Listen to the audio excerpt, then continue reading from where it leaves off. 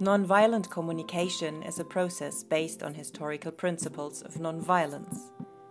It reminds us what we already instinctively know about how good it feels to really be connected to another human being.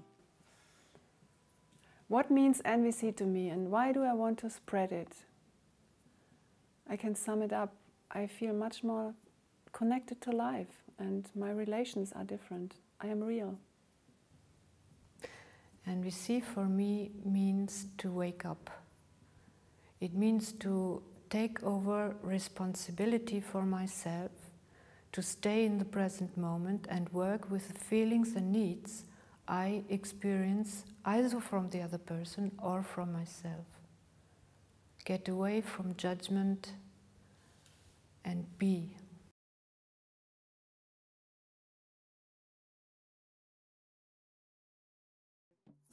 NVC is simple, yet powerfully transformative.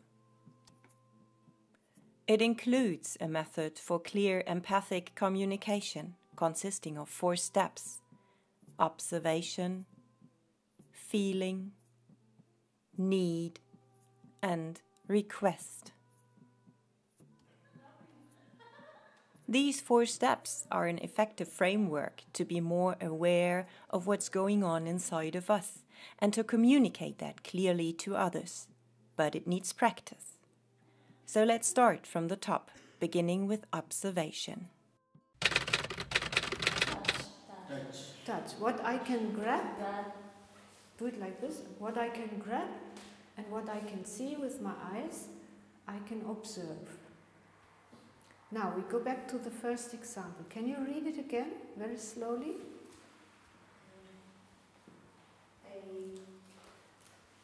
I greeted someone.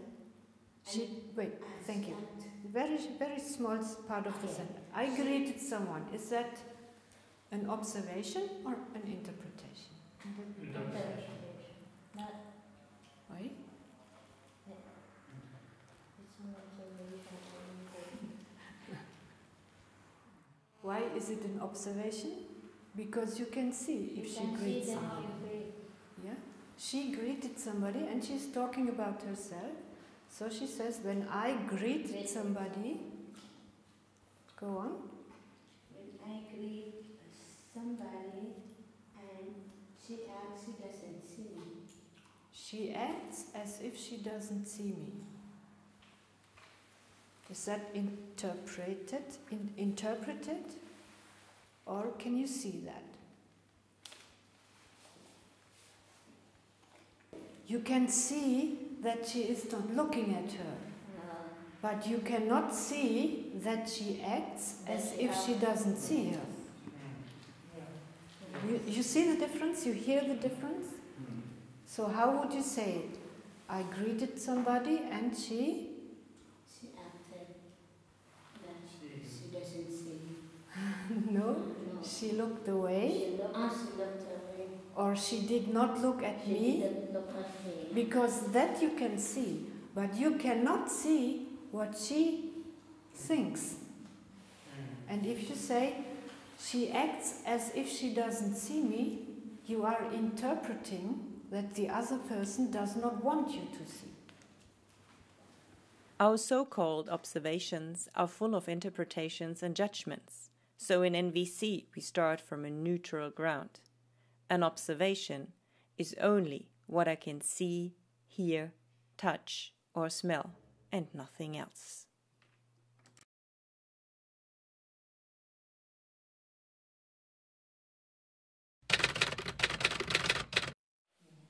Okay, now write down the second sentence.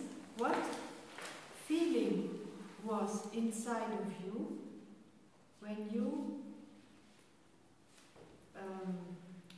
heard or saw what you have written down after the observation? Someone shouted at me and said, "This is not the document I want from you." I feel embarrassed and at the same time ashamed. Embarrassed and ashamed. Is that a feeling? Are those feelings? When I feel ashamed, I compare myself Or I am afraid about the meaning, not the meaning, about the opinion of another person. I might be. But if I am free and took responsibility for my own being, I do not need to care about the opinion of other people. In NVC, standing on our own 2 feet, yes, we want to take the responsibility for our own life. So, our own life includes that we take responsibility for our own feeling. We cannot say anymore, you did not invite me to come in, so I feel rejected. That's not true, you know? He did not invite me in, that is all. Oh, yeah. That is the pure observation. Yeah. But if he does not like me, it's my interpretation. So if I say to myself inside, he doesn't like me, that is why he did not take me in, then I am hurting myself. I am rejecting myself, not him. He just didn't invite me. Maybe he forgot. Yes. Yeah. Maybe he is missing me already. many reasons. Yes, many reasons might be. If you feel that you are not wanted, how does it feel? Very sad. Very sad. Yeah. And this is the real feeling behind that pseudo feeling. Somebody rejects me, I feel rejected.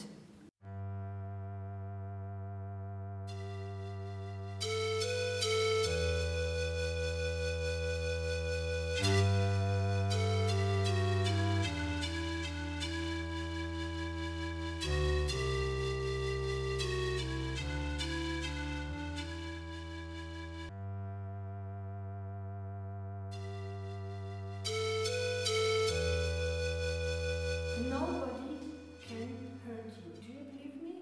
What is it that hurts you? What is it? Somebody...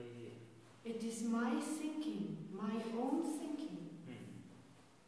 And we are back to the standing on our own feet and taking responsibility for our own person, our own feelings, our own needs. I am not sad because you called me an idiot. It has nothing to do with me. It is his opinion. And as he is on the same level as yeah, I'm talking from human being to human being. There's nothing wrong with it.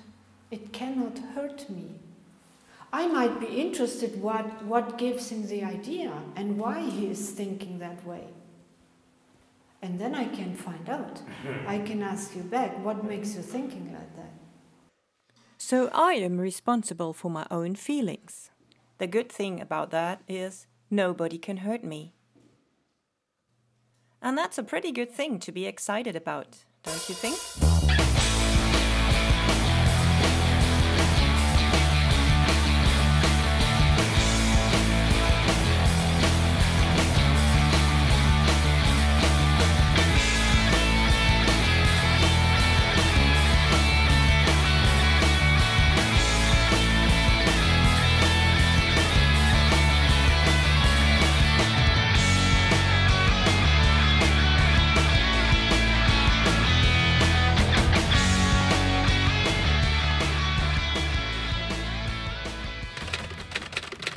Now comes a difficult point. Yes, now you write in another sentence, what need of yours was not met? So there's one little hint how you can identify a need from a strategy. If you ask yourself, is this need really, does this need have everybody on the world? Or can this need have every human being on the world? Tonight I have the need for going to the cinema. Going to the cinema, does everybody in the world has a need of going to the cinema? No. So what is the need behind the wish to go to a cinema? Entertainment, relaxation, you said in the beginning, companionship, connection, education, depending on the kind of film I'm looking, friendship, whatever, but not Maybe that's the reason cinema. for education.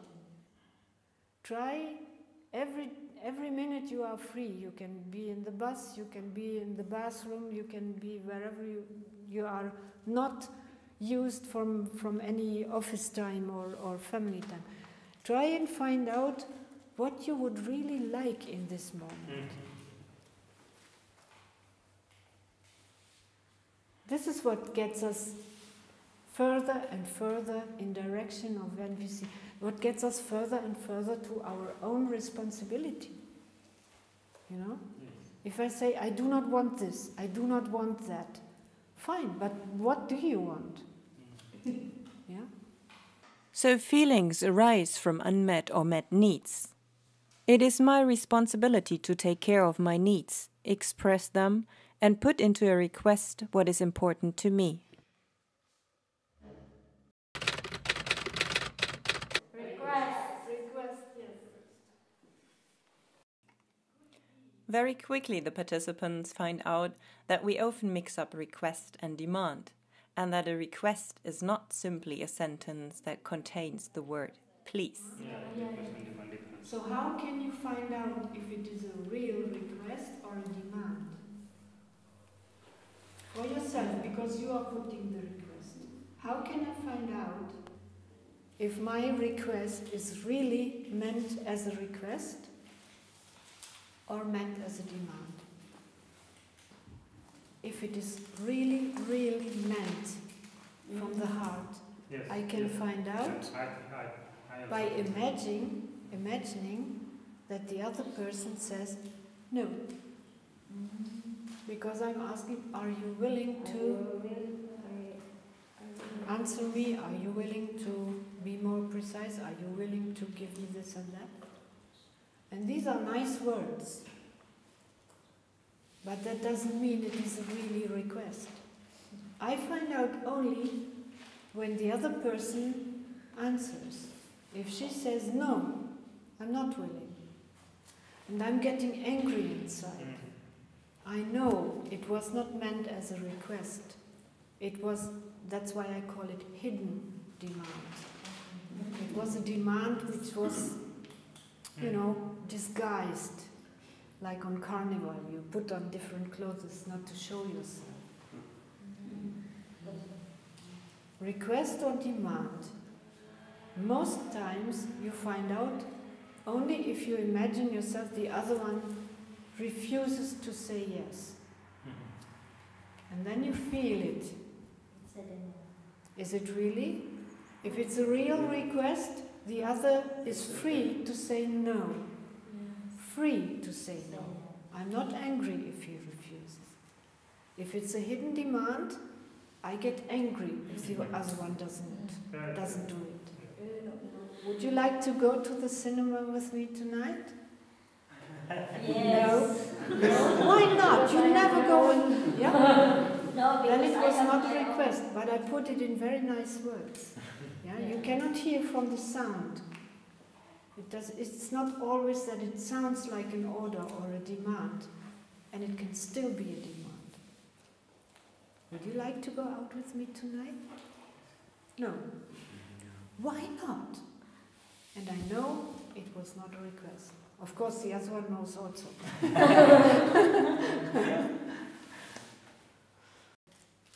Again. Start again. Yes? I greeted someone and she looks away.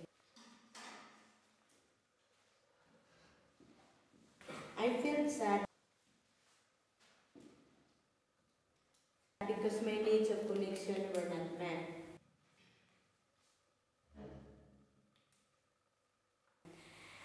Would you be willing to answer me when I greet you?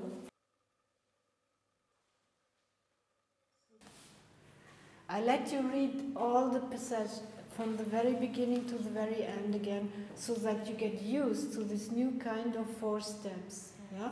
At the beginning, we are talking like crazy. We are not talking normal. Yeah? It sounds like weird. But it is only a crutch. It is only a crutch for the beginning. So let's sum it up.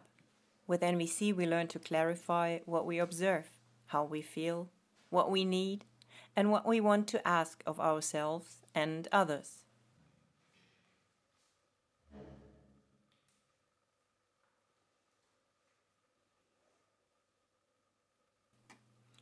And always remember, NVC means to change our habitual ways of thinking and communicating. So take your time. I feel the NVC help us to understand how we are organized in the inside, because we mix very much things.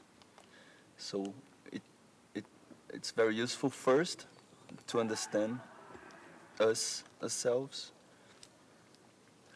and then we can be more clear about what we are feeling. And we're not very used to feelings, so sometimes we don't know we are in envy, when we are jealous, and the NVC help us to understand what is what, to teach ourselves to deal with it.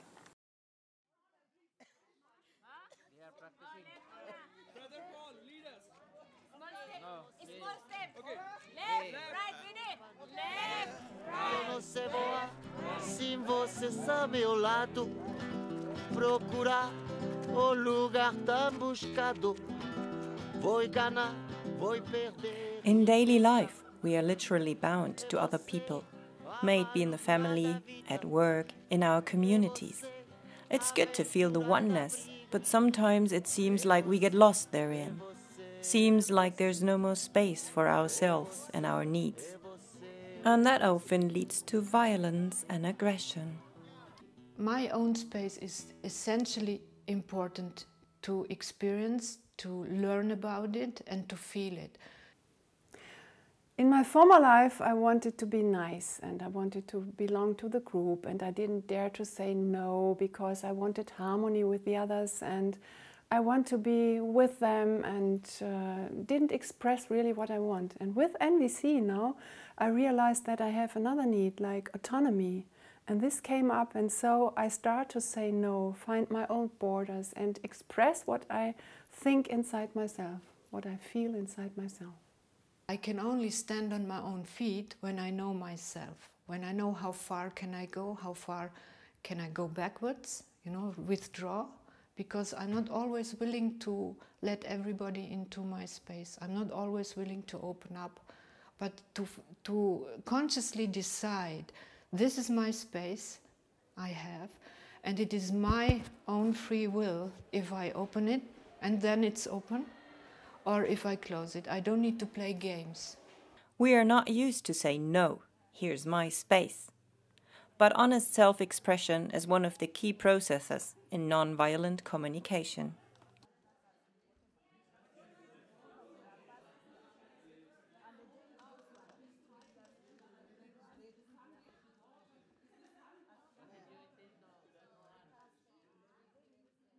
With this awareness, I had much more satisfaction because I stand to myself. Klaus Karstedt, one of the trainers, is showing the participants the satisfying power of saying no and how important that is. So if I gather in a training with people who want to learn NVC on the question, how do I want other people to treat me? Or how do I want, in which quality I'd like other people to meet me? Honesty is one on the top of the list. So it seems to be a very important quality in human interaction that pretty much everybody is after. Everybody wants us to be honest with each other. Then if you look at the reality of what we do in our day-to-day life, you realize how come that it's so important for everybody, but it's so rarely done. So there must be reasons for that. First of all, it's only possible if I'm clear and I have an awareness about that I never cause the feelings of other people. Still, to do it in an NVC way, you can watch out for a couple of things. And this is to understand that if we want to say no, the one way we don't do it is by saying no.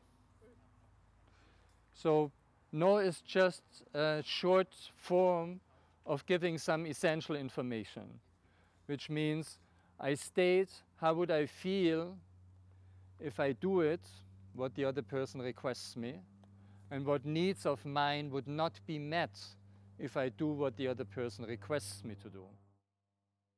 So if somebody has a need for support, and he says, I'm moving my flat on Sunday and I'm really a bit nervous about when I see what all needs to be done. Would you be willing to help me on Sunday for 2 hours with my move? And I have something planned for that time, so I'm inclined to say no. I would say, well, thinking about spending 2 hours time with you helping you moving, I'm a bit anxious because I have a commitment that I really want to keep. And then the request could be, would you be willing to find another person who is willing to help you with the move?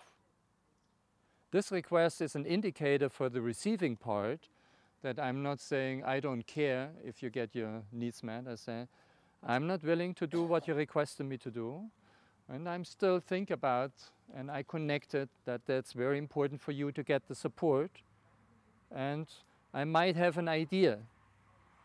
Would you be willing to ask another person? Well, we human beings are multidimensional entities. So we don't have only one need. We have all the needs. But some of the needs are in that point of time hungry and others not. It might be that at that point of time when the person wants somebody, supports them, that I'm very tired because I had done some hard work, or I'd rather had not enough sleep as much as I would like. So in that point of time, I have also a need for rest that is very hungry. So even if I would like to make a contribution to the other person, I try to balance now all the needs and see which of the needs that I'm having right now is the most hungry. And then the decision goes to take care of the need at that point of time, which has the most hunger. You don't need to have excuses here and there. You just need to be straightforward and tell the person what you feel and your need. I was not honest with people and myself because I used to care so much on their feelings instead of my feelings. And so for me, the lesson on scary honesty was really important for me. And now I will be honest, back in my mind knowing that I'm caring for my need and my feelings. It's one of the essential things to stay true to yourself and not do something and say yes out of belief system, I'm obligated, I have to do something. But to really sense inside, how am I feeling in a certain situation? What's my emotional reaction if I experience the behavior of other people, if somebody comes with a request to me, and stay true to yourself. And that means in some cases you say yes, and in other cases you say no, because it's not fitting your needs, it's not in harmony with your values. So this is part of a result of getting some assertiveness. And also, on the other hand, it's a way to get that self-assertiveness. If you say no and you realize there are no catastrophes happening when I say no to somebody who has a request. I found a story from Marguerite Williams, The Velveteen Rabbit. It's to transfer the topic of being real to children. The story is about a rabbit and a little horse in a toys room. "What is real?" asked the rabbit one day when they were lying side by side in the toys room. "Does it mean having things that buzz inside, or there is a stick-out handle?" "Real isn't how you are made," said the skin horse. "It's how you can become if you take the chance. It happens to you." "Does it hurt?" asked the rabbit. "Sometimes," said the skin horse, for he was always truthful. When you are real, you don't mind being hurt. Does it happen all at once? Like being wound up, he asked, or bit by bit? It doesn't happen all at once, said the skin horse. You become, and it may take a long time. And I believe it's worth it. So, don't be nice, be real, and be sure that people will appreciate your honesty. When I came here, I got down from the bus and I saw a new t-shirt. At the back, it's written, be real, don't be nice. So I said, yes, that's what I wanted to hear.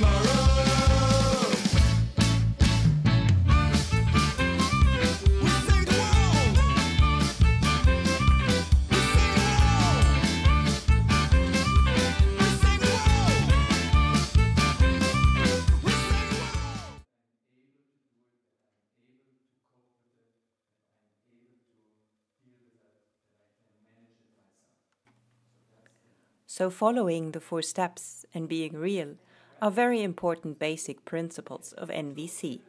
You're free to choose how you react to what other people say or do. In NVC there are always 4 possibilities how to receive a message. And so it is my own responsibility, and I am autonomically free to decide with which ears I would like to hear the message. So getting across to the participants in a very beautiful and playful way how to stand on their own 2 feet, I use the puppets and the ears of the puppets. For example, there's the ear of the wolf. The wolf is a symbol for the educational language we learn from home, from school, from neighbors, from everything, and which is used in our society. And has a lot to do with I tell the person what's wrong with her, then I'm wearing the ears outside, I'm giving back. Ah, hi. There you are. Yes. That's so typical. You're always late. And you are always exaggerating. Look at yourself. I mean, you are so sensitive. I never can do it right for you.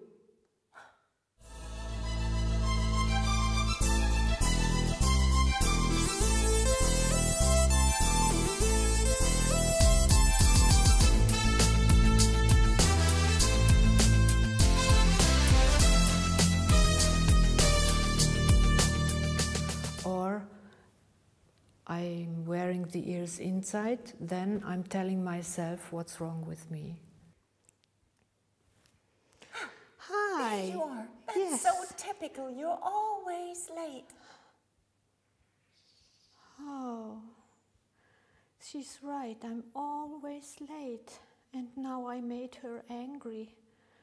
And I have to really change myself so that she does not get angry and has to wait for me.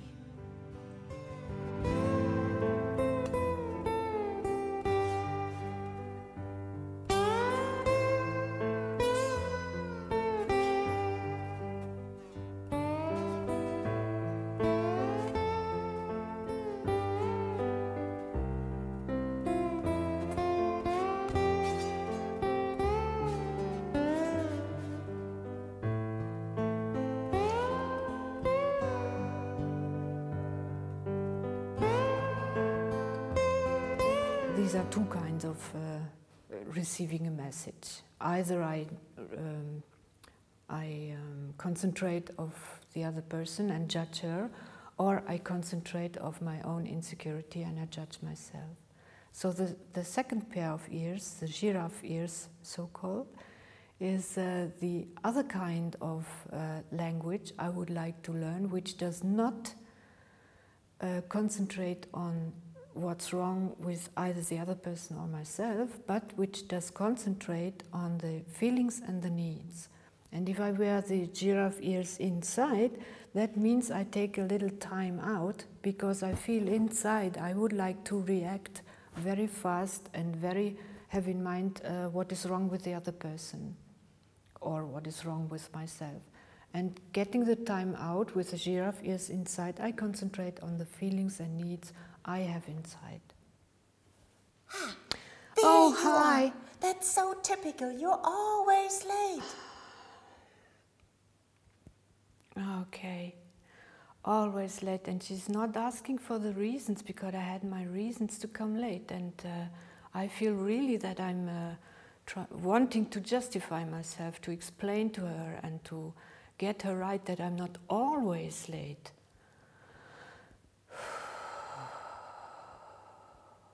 But is that really the choice I want to make? I mean, I always have the 4 choices. For 5 minutes, it's not worth for me to go for that. I go for the giraffe, yes. Yes, yes. One more deep breath, and I'm ready. So if I wear the giraffe ears outside, I am willing to hear behind the words of the other person what is her feeling and her need right now in the moment. Here you are. Thanks for coming at all. Do you know what time it is? You are always late. You are never in time. You do not care at all about our meeting. You're completely selfish, and I will never make an appointment with you. Never again in my life. Oh, you sound really angry. Angry? I'm furious. Do you know how difficult it is for me to get 2 hours off my schedule? I wanted to spend this time with you, not waiting here alone. How could I believe that you could have changed? Typically you. I should have known better. You took so much effort to get these 2 hours free from your schedule. Yeah. And you would like appreciation, and you want this time to be kept and respected with use and care? Of course. But now you wasted the time we could have had together. That's really not fair. At the moment I perceive your deep disappointment. You were looking forward to meeting me and wanted to enjoy the exchange we planned. And our time together is so precious for you. Yeah. And you want to spend this time together in a meaningful way. And you really want to trust and rely on, if we agree to a certain time to meet, that both of us are reliable and respect and handle the time with care. Yeah. Yes, that's exactly what I said. I'm really sad now, and I really want to make the best out of our remaining time. Why don't we sit down and have a nice cup of tea while we are talking? Okay. Thank you. Okay, good you're here. You learn how to stop and decide how to act. It's your choice. It's my choice, yeah. And this is very empowerment. Huh? You can decide what to do. You don't act. You don't sit in your emotions, and your emotion drives you. You drive your emotions, and you drive your thoughts, and you drive your actions. So I think you become more independent. Yeah.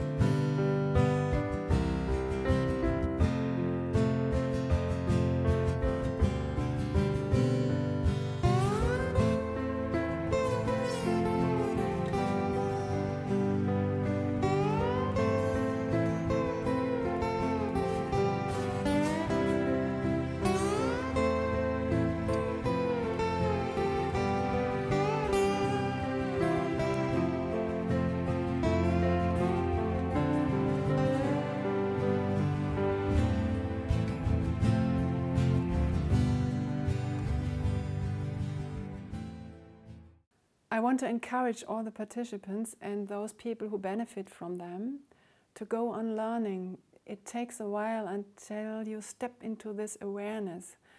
We are grown up in another way, and now it's like learning a new language, and it takes some time. And don't give up, just go forward. Dad, it's not fair that I have to go to bed so early. So you want to decide yourself on which time you want to go to bed? Yes, maybe at midnight. Let me get my giraffe ears. Huh? Dad? Oh no! Why can't I have a less babyish dad like everybody else?